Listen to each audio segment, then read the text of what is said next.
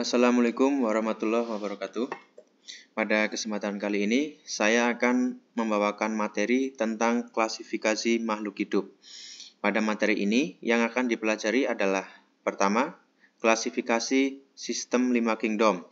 Pada sistem ini, makhluk hidup terdiri atas beberapa kelompok. Kelompok yang pertama adalah kingdom Monera, kelompok yang kedua adalah kingdom Protista, kelompok ketiga adalah kingdom Fungi, kelompok keempat adalah kingdom Plantae, kelompok kelima adalah kingdom Animalia. Kemudian materi yang kedua adalah tentang susunan taksonomi. Pada materi ini, makhluk hidup dibedakan berdasarkan taksonomi atau tingkatannya. Untuk tingkatan paling tinggi adalah dunia atau kingdom. Tingkatan di bawahnya ada divisi atau film. Tingkatan di bawahnya lagi ada kelas, kemudian bangsa atau ordo, suku atau famili, marga atau genus, dan yang berikutnya adalah jenis atau spesies. Nah, pada jenis atau spesies nanti akan digunakan metode penamaan ilmiah agar tiap makhluk hidup mempunyai nama-nama yang unik atau berbeda dengan yang lain. Metode penamaan tersebut dinamakan dengan binomial nomenklatur. Berikutnya adalah tentang keanekaragaman makhluk hidup. Makhluk hidup di dunia pasti memiliki keragaman bentuk, ukuran, habitat, atau tingkah laku. Perbedaan yang terjadi antar individu ini disebut dengan variasi. Klasifikasi digunakan atau dilakukan untuk memudahkan mempelajari makhluk hidup. Klasifikasi makhluk hidup adalah suatu cara yang sistematis dalam mempelajari objek dengan melihat persamaan dan perbedaan ciri-ciri makhluk hidup yang sedang diamati. Ilmu yang mempelajari tentang klasifikasi makhluk hidup disebut dengan taksonomi. Orang pertama yang mempelajari tentang taksonomi, dia adalah Carolus Linnaeus dan disebut sebagai bapak taksonomi. Taksonomi menurut Linnaeus ini masih tetap digunakan untuk mengklasifikasikan makhluk hidup hingga saat ini. Kemudian tahapan dalam klasifikasi makhluk hidup. Tahapan yang dilakukan oleh Linnaeus untuk mengklasifikasikan makhluk hidup antara lain: pertama, mengidentifikasikan terlebih dahulu ciri-ciri makhluk hidup yang sedang diamati. Tahapan kedua yaitu mengelompokkan berdasarkan persamaan-persamaan yang ditemukan dari pengamatan tersebut. Yang ketiga, apabila dalam satu kelompok tersebut ditemukan perbedaan, maka individu yang berbeda ciri-cirinya tersebut bisa dipisahkan dari kelompok yang tadi. Kemudian, urutan takson dalam klasifikasi. Dalam sistem klasifikasi, makhluk hidup dikelompokkan dalam suatu tingkatan atau disebut juga dengan takson. Dalam takson, makhluk hidup dikelompokkan berdasarkan persamaan dari ciri-ciri yang umum atau banyak dimiliki oleh makhluk hidup dan hingga ciri-ciri yang khusus atau hanya dimiliki oleh makhluk hidup yang unik.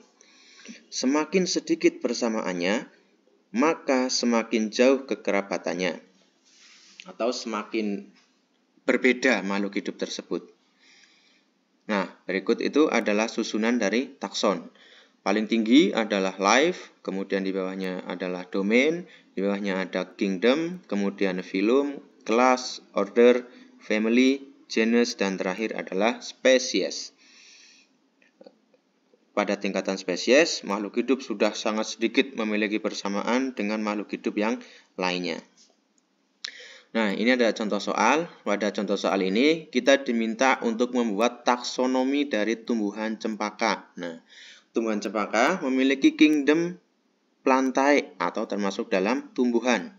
Filmnya adalah Spermatophyta, kelasnya Magnoliophyta, ordo Magnoliales, famili Magnoliaceae, genusnya adalah Misselia, spesiesnya Misselia campaka.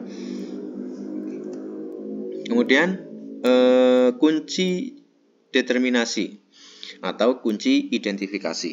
Kunci determinasi merupakan petunjuk yang dapat digunakan untuk mengidentifikasi kelompok maupun jenis suatu organisme. Pada kunci identifikasi, tercantum ciri-ciri organisme yang akan diidentifikasi. yang sifatnya spesifik atau berbeda pada tiap makhluk hidup jika dia memiliki kelompok yang berbeda. Nah, ini adalah contoh dari kunci identifikasi. Kunci identifikasi tentunya berisi tentang ciri-ciri dari makhluk hidup. Nah, yang pertama, cirinya adalah memiliki tulang belakang. Kemudian yang B kita tuliskan kebalikannya, berarti tidak bertulang belakang. Ketika makhluk hidup tersebut mempunyai ciri-ciri bertulang belakang, maka kita akan melanjutkan ke ciri-ciri yang kedua. Ciri-ciri yang kedua, yang A kita tuliskan tubuh selalu basah, dan yang B kita tuliskan tubuh tidak selalu basah. Ketika ciri-ciri yang kedua menunjukkan bahwa tubuhnya selalu basah, kita lanjutkan ke nomor 3. Jika pada ciri-ciri kedua makhluk hidup tersebut menunjukkan ciri-ciri nomor 4, maka kita lanjutkan ke nomor 4. Nah, kemudian yang nomor 3, kulitnya bersisik. Dan di bawahnya kita tuliskan kebalikannya, berarti kulit tidak bersisik. Jika menunjukkan kulit bersisik, berarti makhluk hidup tersebut mempunyai kelas Pisces. Jika kulitnya tidak bersisik, maka mempunyai kelas amfibia. Kemudian untuk nomor 4-nya, ciri-cirinya yang A adalah menyusui anaknya, yang B berarti tidak menyusui anaknya. Jika ciri-cirinya adalah yang A, maka makhluk hidup tersebut mempunyai kelas mamalia. Tapi jika makhluk hidup tersebut menunjukkan ciri-cirinya adalah 4B, maka kita lanjut ke ciri-ciri nomor 5. Pada nomor 5, kunci determinasinya adalah A bertelur dan yang B adalah bertelur dan beranak. Jika menunjukkan ciri-ciri makhluk hidup tersebut dapat bertelur, maka makhluk hidup tersebut mempunyai kelas Aves. Jika ciri-cirinya adalah bertelur dan beranak, maka dia mempunyai kelas reptilia. Berikutnya adalah metode penamaan ilmiah. Carolus Linnaeus menggunakan sistem binomial nomenklatur untuk membuat nama ilmiah.